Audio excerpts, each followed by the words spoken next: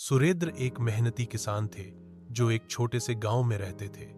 उनका परिवार पीढ़ियों से खेती कर रहा था और उनके लिए खेती सिर्फ एक पेशा नहीं बल्कि जीवन का एक तरीका था। उनकी पत्नी राधा और दो बच्चे थे जो उनके साथ मिलकर खेतों में काम करते थे। सुरेंद्र का दिन सूरज निकलने से पहले ही शुरू हो जाता था। सबसे पहले वो अपने खेतों की तरफ जाते जहां फसलें उनकी कड़ी मेहनत का इंतजार करती थीं।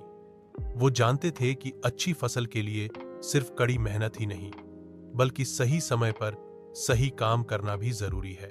उनके खेतों में पानी की कमी अक्सर एक बड़ी समस्या होती थी। बारिश पर निर्भर रहना एक बड़ा जुआ था और कई बार कम बारिश के कारण उनकी फसलें सूख जाती थीं। एक साल बहुत कम बारिश हुई जिससे उनकी सारी मेहनत पर पानी फिर गया। उनकी फसलें सूख गईं और परिवार को आर्थिक तंगी का सामना करना पड़ा। सुरेंद्र ने हार नहीं मानी।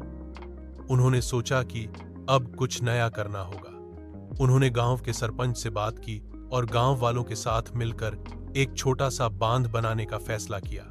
यह एक बड़ा काम था लेकिन सबने मिलकर काम किया। सुरेंद्र ने सबसे आगे बढ़कर काम किया, कभी भी हार नहीं मानी और आखिरकार बांध बनकर तैयार हो गया। इस बांध से अब खेतों को पर्याप्त पानी मिलने लगा।